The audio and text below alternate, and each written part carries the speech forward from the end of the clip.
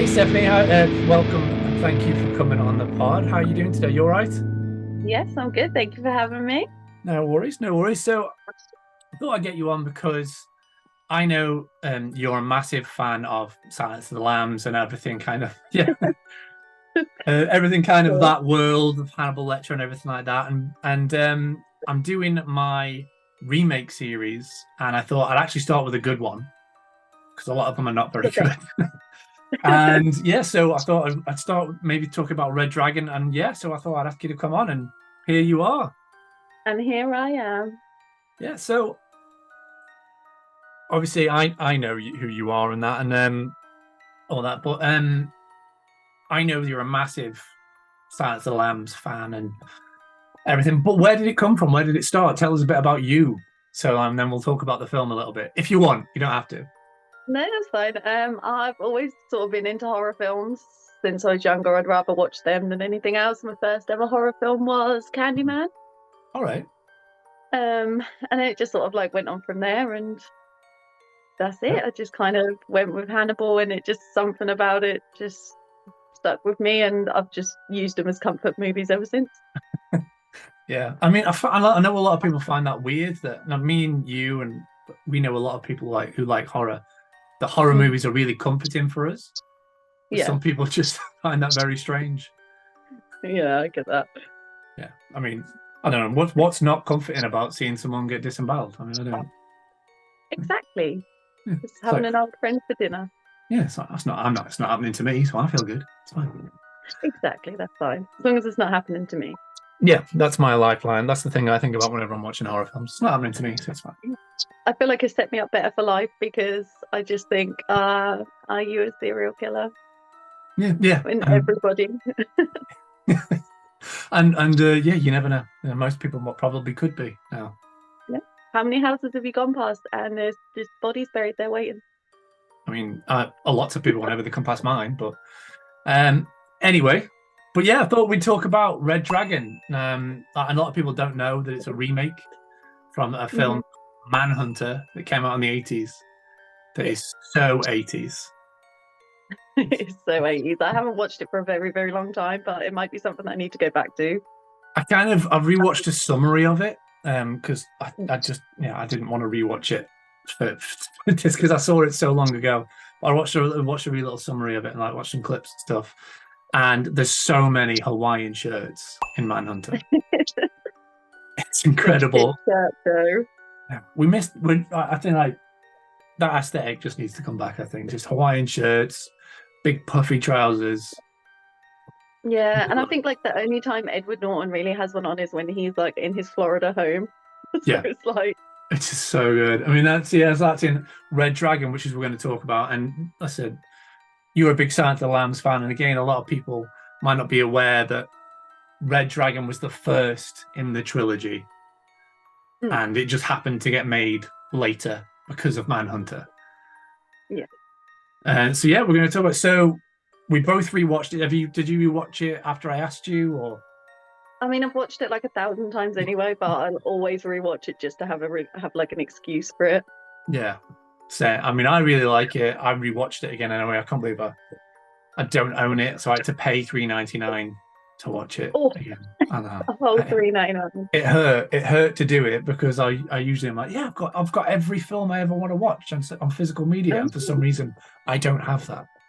No, I've Um, literally got it on VHS coming. It's being delivered soon to go with the collection. So I remember you saying I'm gonna have to see that when you've got it.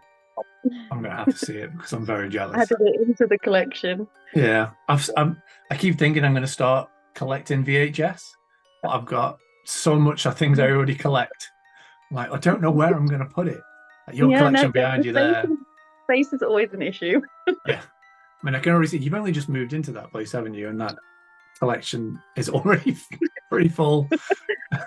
Yeah, this Oh, is but just Maya's room, to be fair. all right, okay, well, that's fine. You can just put all that cool stuff in there. I'm not looking. Unfortunately, I am on my own, and I've already run out of space. I don't know what I'm gonna do. Right, yeah. So we have the Maya's collection room, which has obviously a lot more Yeah, in. yeah. And then everything else is spread out everywhere in the house. I mean, luckily you found someone that lets you just put stuff everywhere. I got a lot of. So when are you going to sell these? I never. I'm always like, yeah, we're gonna buy more. Yeah, yeah. We're going to get more stuff, and our house is going to be cool, and just deal with it. Yeah, Yeah, we'll just get more shelving. yeah, exactly. Just get a bigger house. It's fine. Yeah. Yeah. So let's talk about the film. So yeah, so you said you watch it all the time. So you obviously enjoy this film. Yeah, it's one of those ones that I can just put on, have in the background and do like whatever I'm doing, but still focus on it. But I don't know if that's just because I've seen it so many times. Yeah. But I think it's just the whole concept of it. And then I always rewatch it and think I always expect Red Dragon right at the beginning Mm. every time I watch it because I think I just remember those parts. But Yeah. then I'm like, you actually don't even see any of that for like 45 minutes. No, you don't, and that's what's one of the big differences from Manhunter to this is you have to wait about 45 minutes until you actually see Francis Dolarhyde, aka the Red Dragon. Yeah. And I really like that. I really enjoy that kind of aspect of it because it actually opens with the montage of the book and all the things about the teeth and the grandma and all this. You see it, but you don't. There's always some sort of trauma that's set it up, and it's always normally a mum, but this time it's a Yeah. grandma. Yeah, it's a grandmom, so it's once removed, so it's fine. But yeah, you get that whole intro and you don't really know what's going on, and then you immediately get to meet Will Graham, and Yeah. there's been a couple of murders. Can you help? Yeah. Can you go back to who may or may not have stabbed you and just get him to come and help you out again, please? Yeah, yeah, and we get that kind of that flashback scene of actually seeing Will Graham catching Hannibal Lecter. Yeah. And people who don't know, Red Dragon, Silence of the Lambs, Hannibal, all kind of center around characters who get involved with Hannibal Lecter in some way. And it's usually for him to, try and murder them from a distance. But yeah, I think he's trying to just suss them out first and then decide whether they're worth killing. Yeah. Are they rude enough? Yeah. And I love that. That's the thing. It opens with it has that opening scene where he's going to see an opera. Hannibal Lecter, he goes to see an opera, and there's the flautist who's not very good. Yeah. And he decides to kill him just because he thought it ruined the sound of the orchestra. Yeah. It's like you just see his eye twitch when it just sort of like the music like isn't in tune, and he's just like, oh yeah, you're next. I think that's why I like Hannibal as a character so much. It's not that he's a violent killer or he's a silent killer. He's just this smart guy who hates rudeness and likes good food. Absolutely. Who doesn't love good food? No. And he just likes being sarcastic and fucking with people as well. I just love it. Yeah, like they're like my favorite quotes throughout like the whole movie, where it's like, well, I tried to send you a Christmas card, but they wouldn't send me a home address. And he's just there, he's just saying it so blasé, like it's just normal. Yeah. But I'm just like, I love it. Yeah. And it's that always he's trying to suss people out. He's trying to get one up on people. I always feel like he's 4 steps ahead before of what you've even thought of there and then. Yeah. Always. And it's that thing, there's a line in it where Will talks about how he caught him. And he was like, it's like, oh, by the fact that you're saying that you caught me, you think you're smarter than me. He goes, I don't think I'm smarter than you. And he's like, but you had flaws. He's like what? It's like, you're insane. Okay. Yeah, fair enough. Yeah, fair enough. I'm insane. Yeah. But I know it. Yeah. But yeah, it's great. And so yeah, we're talking about it. It's one of those where a lot of people think these films are centered around Hannibal Lecter, but they're not. They're centered around a killer that seems to be either obsessed with Hannibal Lecter or the main character, the detective, is obsessed with Hannibal Lecter. It's never really about him as much in that movie, and that's what I like about it as well, is that he's there, but it's the build up of the Red Dragon first, and you're just like the whole time, and you haven't even seen him, but you're already like, who is this killer? Yeah, and that's I really like that aspect of it, because it all comes from the first 45 minutes, it's from Will Graham's perspective of him looking into it. Yeah. You're seeing all the gruesome detail and he's figuring stuff out. Like, why did he go into the house this way? Why does he kill them in this way? Why did he do this? Why did he? And it's that we're going along with him for the first 45 minutes, and it really builds the Red Dragon up as this kind of formidable force almost. And I love the bit where he's like, he's kind of goes, he's talking to his wife, and he's like, "Oh, well, they'll never know I'm there." And I'm like, it's like famous last words, "They'll never know it's me." And then, he's like all over the media that he's there, and it's like, "Oh, yeah, I never know." Yeah. I mean, this film is set when it was written, so in the 80s or / early 90s. And it's very much of the time of we've got paparazzi and we've got the police actually in the paper, which you don't really get anymore unless they've done something naughty. So it's that kind of thing. It's like, oh yeah, I'm just this investigator and I'm not going to visit. But we find out he has this giant history because he's the guy who caught Hannibal Lecter, and that was such a huge deal. And we find out why. It's because Will Graham, our main character, can think like killers. Yes, think like a killer. Which clearly really then does that make him a psycho? Yeah. Well, that's the thing. That's what his whole question is, isn't it? He doesn't want to do it anymore. I caught you because you're insane, but actually you're thinking like them. Yeah. And there's a kind of a plot point in the book that isn't really in the film, but he actually went to a psychiatric hospital after Hannibal Lecter because it traumatized him so much, and he was so worried that he was thinking like him. Yeah. And Edward Norton, who plays, our Will Graham, portrays that more physically and stuff. If you watch the film, it's a lot more subtle, but it is there. Yeah. There's a scene where he goes to speak to Hannibal for the first time, and he takes him the files, and he's acting all cool, and he's like, "I'm better." He's like, "No, you don't want to answer my questions. I'm just going to leave." Yeah, I'm just going to leave. He's like playing it cool, and then he knows. But yeah, I feel like Hannibal knows all of the like tactics, so he's like, "Okay, then bye," and then he knows that they're going to come back. Yeah, but there's a bit where he goes off, and Hannibal's like, "Give me an hour with it, and I'll read it."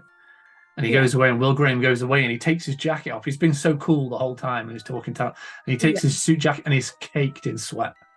Yeah, he's got absolutely massive pit marks, and I love that kind of visual detail of just going, this guy actually does mess with everybody that he comes in contact with. They're just trying not to show it. Even like in one part of it where he calls up to get like the forwarding address, and like he can do it over the phone to like manipulate people. Yeah. It's just another kind of level of psychiatric craziness, I think. Yeah. It's like, oh, we're just looking at that little Rolodex of yours. Like, it's right there. Yeah.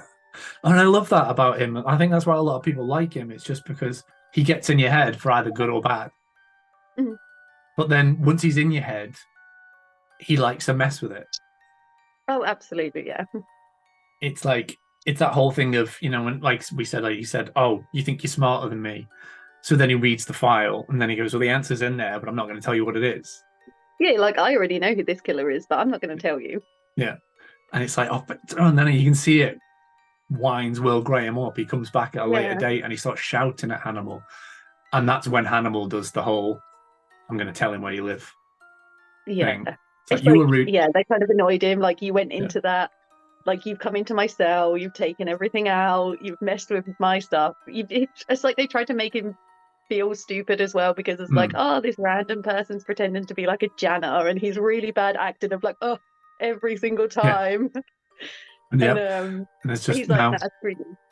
Yeah, didn't get it past him. He saw it, he figured it all out.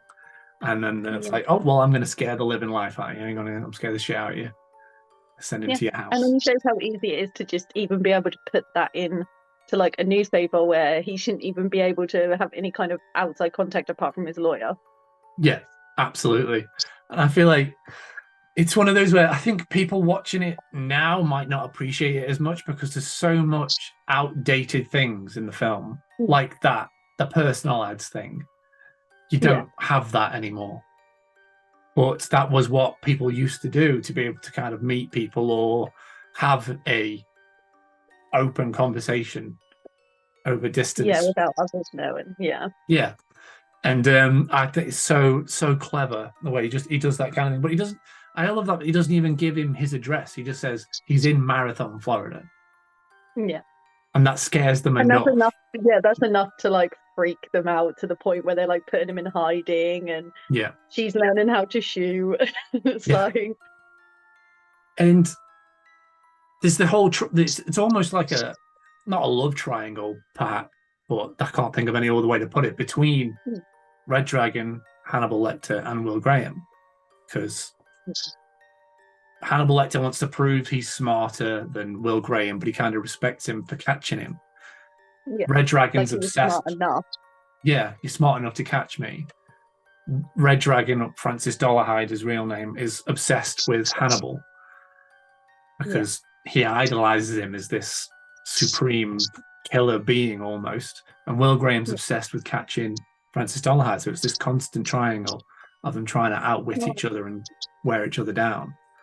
yeah. And I think, like you said, you know the answers, they're right there, and he already knew it, and it Mm, was just like, but yeah, no, like you'll get there. yeah. He doesn't give too much away. And I think that's where the later kind of iterations of Hannibal Lecter kind of fell down a little bit. So, for example, Yeah. when you watch Hannibal, which is the third in the series, he starts giving too much away. Mm. And then that Hannibal Rising film, we're not going to talk about that. But no, the The TV series prequel. does it all really well as well. Yeah, the prequel that did not need to be done. But the Hannibal TV series as well does that kind of thing. He does the whole. He knows all the answers, but he's playing all the cards and he knows everything. Yeah. But yeah, we're not talking about them today. We'll probably end up talking about Silence of the Lambs, but Yeah. at some point. But I thought cool. But yeah, so Red Dragon, and some people might not know the plot, so I think I'll just. I know we've talked about it already for a little bit, but just for the sake of the pods, to just say like, Red Dragon is set in the 80s, where a murderer is killing whole families that seem to have no connection whatsoever. Where he's killing the whole family, he is doing things to the mother of the family. He Hmm. seems to know the in and outs of the houses without obviously seeming to have any contact with them, and like they're states apart, they're hundreds of miles apart. And Will Graham is a former FBI agent who specialized in catching killers by being able to think by them and then track them down that way. And he did that with Hannibal Lecter, who now he is using Hannibal Lecter as a way to kind of further investigate to help him pick apart this new killer. And what did you think of Ralph Fiennes as Francis I, Dolarhyde, aka Red Dragon? I think he did an amazing job. To be fair, he always kind of Mm, cracked his roles, like Harry Potter. The Menu, I think, was amazing as well. It's another movie that I love. Just yeah. the way he just steps into it. Mm, And obviously, it's a hard thing to play, yeah. but I think he's done an amazing job. And Mm. now I've seen him in that, I couldn't imagine anyone else being it. No, it's very strange because when I was growing up, I watched the original, The Manhunter, Mm. and I remember the guy who's in it, who plays Francis Dolarhyde. I thought, yeah, that's Francis Dolarhyde. He's this big, tall, 6'7", whatever he is, guy, huge guy, not exactly a bodybuilder or muscly or anything, but he was big, and he scared me, and he had that soft voice. But then Ralph Ray Fiennes did it. I was like, oh, okay, I get it now. This is why his is so much better. He beefed Yeah. up a bit for it as well, which I appreciate. Yeah, definitely. And you see that part in the movie Yeah. where it's like the flashback of like everything that's happening to him, and it's like that is feeding his like power and his anger to like get stronger and to build Mm. bigger. So Yeah. And it's that thing, like we said, we don't see it for 45 minutes, but then no. we go around the house and we get that voiceover almost as the camera goes through this giant house on its own, and it's a little boy being very much traumatized by his grandmother. Yeah, for And bedwetting. yeah, the wetting, which kids do, you know, Yeah, especially if you had a grandmother like that. I think you probably would have some issues. it would probably be the reason to do it in the first place, but Yeah. yeah. Well, then, yeah, we turn that corner and he turns around and he's benching with a mask on Yeah. while speaking out loud about this trauma. Yeah, it's like he's sort of answering the flashback, isn't he? Yeah. And that's the thing, like, we get that 45-minute build up of who is this madman?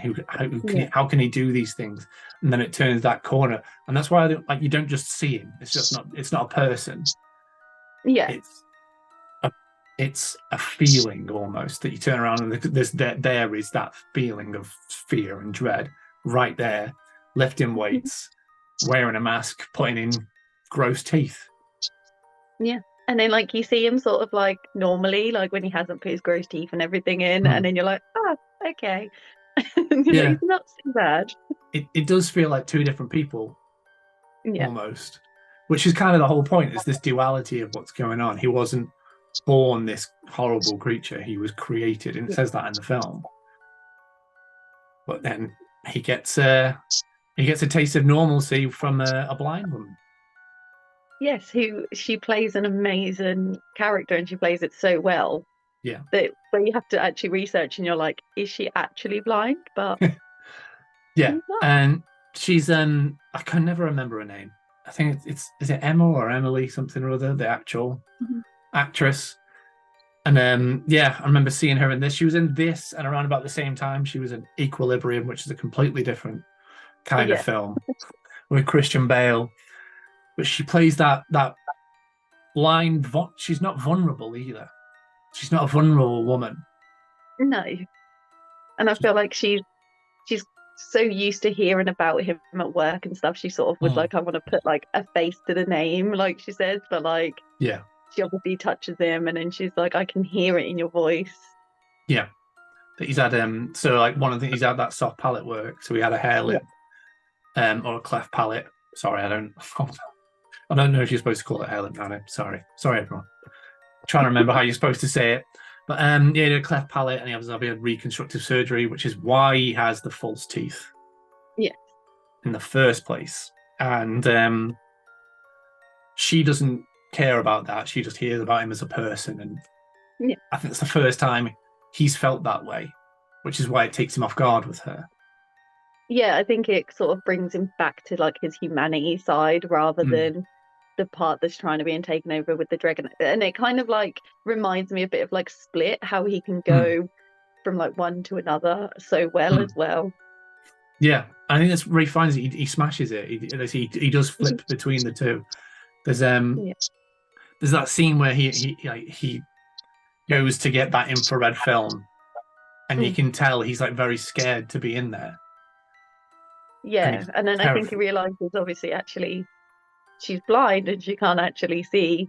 Mm, So I think he kind of puts his guard down that little bit and then yeah, I don't know if that scares him more. I think it does. Like it scares him that he could be normal because he's been told his whole life that he's not, Yeah. and everyone treats him like he's not normal. They said that it's that thing where Francis Dolan, he asks her, "What do people say about me?" Expecting insults, and Yeah, but you she's can nothing but no. no, you can tell that's how he sees it though. And she goes, "Oh, they all say like, are you as strong as you look, and you Yeah. have a great body." Could I just feel your arm? Yeah,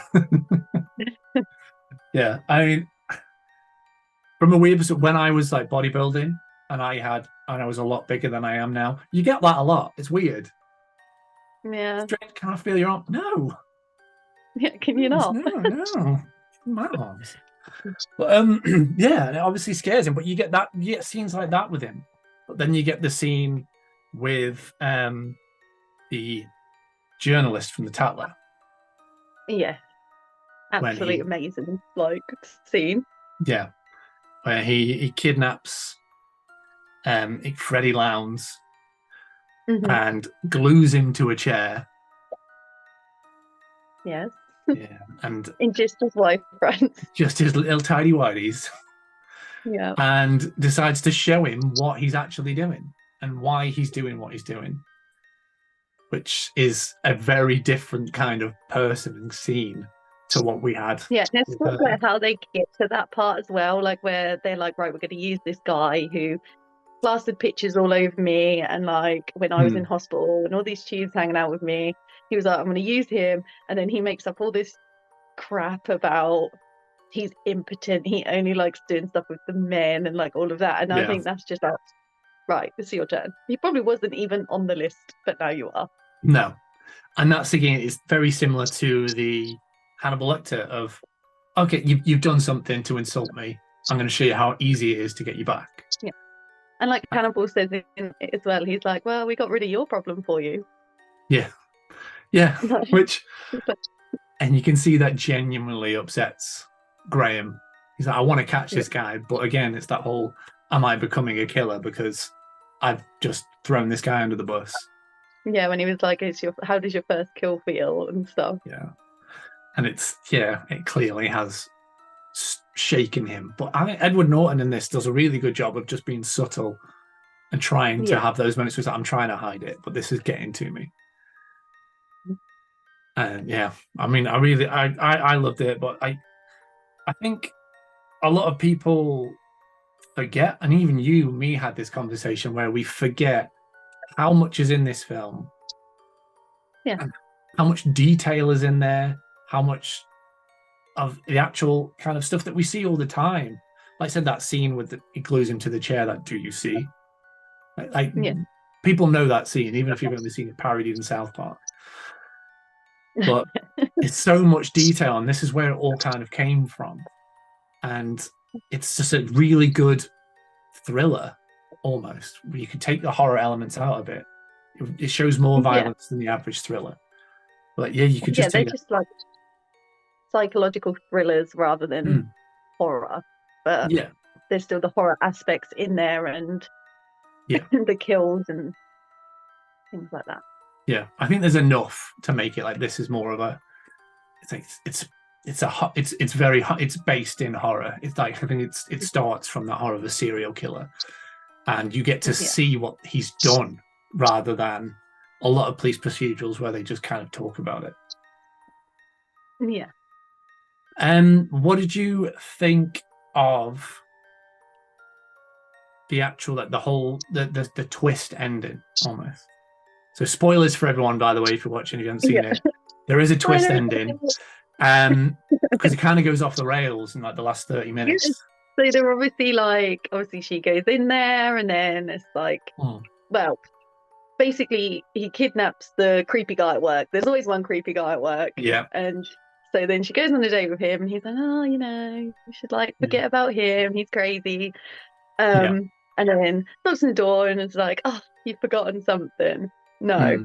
And then it's him, he kidnaps her, takes her back, and then she's trying to obviously plead for her life, as she would. And I think it was that end scene that I think was amazing as well, how like obviously he sets fire to the place and then shoots himself. And then there's that twist that actually, spoiler again, it's not him when you get to the end, but it's how she then goes into sort of fight or flight mode, where she's like, she heard the clock and then she was like, right, this many steps to here, so I know where I am, and she manages to get out. And you think, but it's that like in the house where the kid's like, oh, I want to go make some s'mores, and they're like, oh, he's been gone a while, and they're like, oh, it always takes him forever. But then he's like, not for food, it doesn't.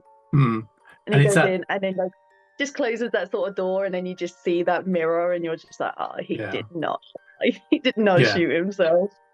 It's that kind of, he's done what Hannibal Lecter does. He has thought 10 steps ahead. Yeah, so always. He's kidnapped the woman, but the guy she went on that date with, he shoots him, and then when he goes to burn the house down, he seemingly shoots himself. She finds a corpse on the floor. She can't see, so she doesn't know who it is. And that turns out to be the guy. Hole in his face. Yeah, and it was the guy from earlier. He just shot the corpse, burnt the house down. When you first watch it, you do think, I'm like, oh, okay, maybe he did like give in and try to save her rather than give her to the Red Dragon, because he was like, you can't have her. And because there's that whole build-up of, he does this whole thing where he's like, you made me feel good, I trusted you. It's that thing we talked about, the duality. He thought he could be normal, but he clearly couldn't. And there's that thing it pays off at the end that is set up at the beginning, that he smashes all the mirrors in the house that you just said. And then you go to Will Graham's house at the end after that whole burning down the manor, and he finds every mirror smashed. And that's when you, oh fuck! It's like still, one, and then the third one he gets in. There's another.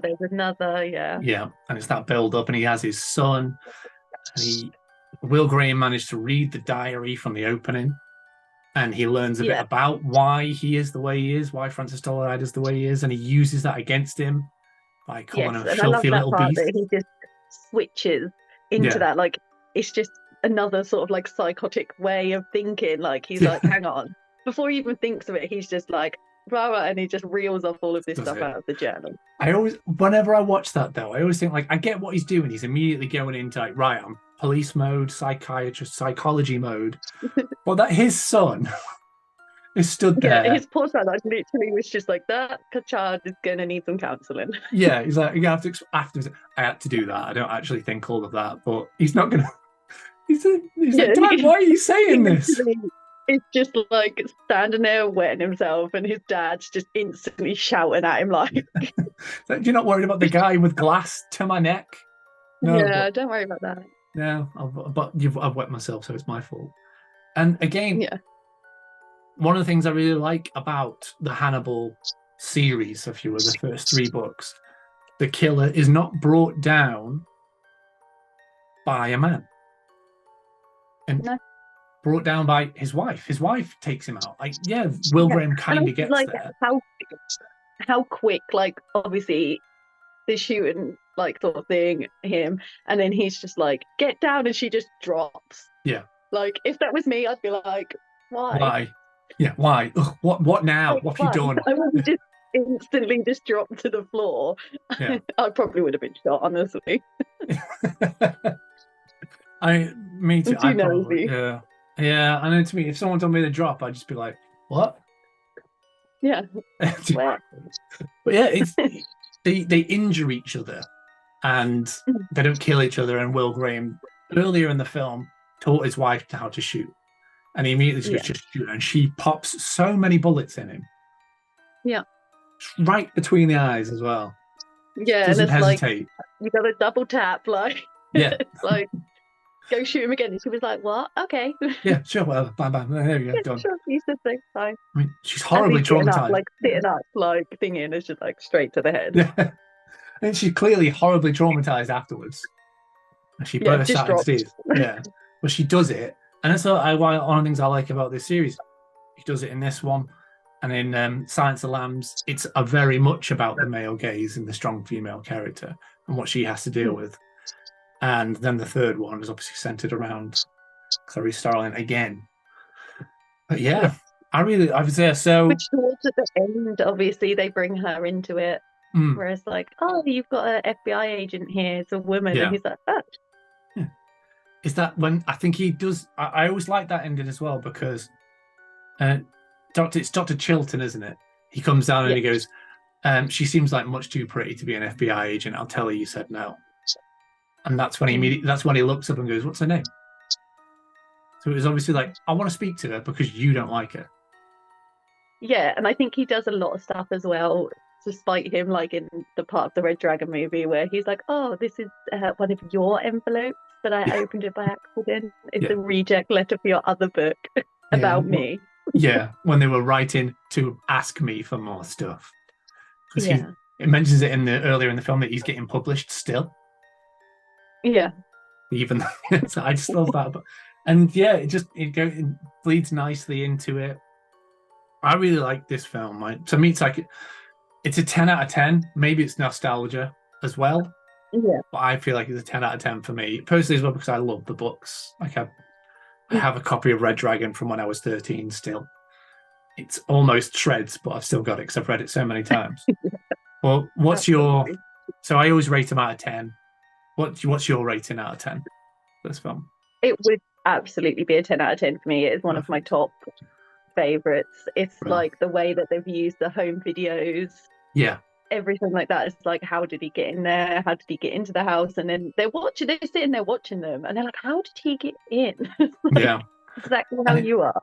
but it's looking for those so much subtle details. But Mm. it's one of those where I watch some detective stories now, and the small details are so minute, you'd have to be a superhero to be able to figure them out. Like, say, Yeah. when you're watching Sherlock season 3, it's Mm. so ridiculously minute. It's like you couldn't figure that out unless you wrote it. But this, Yeah. it's like you watch the videos enough to figure out, oh, he brought bolt cutters because there was a padlock on that door. I've finally Yeah. noticed. And then all of a sudden there wasn't. Yeah, So then he had to change the way he thought. He had to just think on instinct. yeah, and Because it's he's there, that. he was like, I'm going to do it. So, Yeah, he figured it all out, and it's that subtle thing, but it's there. All the evidence, like Hannibal says, it's all there, and yeah. it's just looking. You know, do you know what you're looking for? Do you know what you're looking Because at? no one would suspect the video editor of a movie. No, not back then, anyway. Especially, Like a home movie. It's like, oh yeah, I'm just sending this to someone. They'll snip it parts and yeah, send it back to us. They don't think and it serial was that. killer's going to come and take their eyes and replace them with mirrors. Yeah, which it's a look. It's that thing as well when they go to the Chroma Lux thing and they're like, we need to know who this employee might be, and the first Yeah, they're like, well, I can't give any information out. yeah, and they just describe him, and they're like, oh, that could be Francis Dolarhyde. But we all call him Mr. D, and he's a nice guy. Yeah, he's Mr. D. Yeah. But yeah, I absolutely love this. But yeah, yeah. Thank you very much for coming on and talk about this with me for my Thank new you for series, my having me. remake series. If people want to find you online on social media, do you want to tell them where they Yeah. can find you? Yeah, I am on Instagram under Silence of the Stids. Well, yeah. So I'll have this up soon, and I'll let you go. But yeah, thank you very Thank much for you. coming on, and yeah, we'll talk soon. Thanks for having me. No worries. See you again. Take it easy. Bye.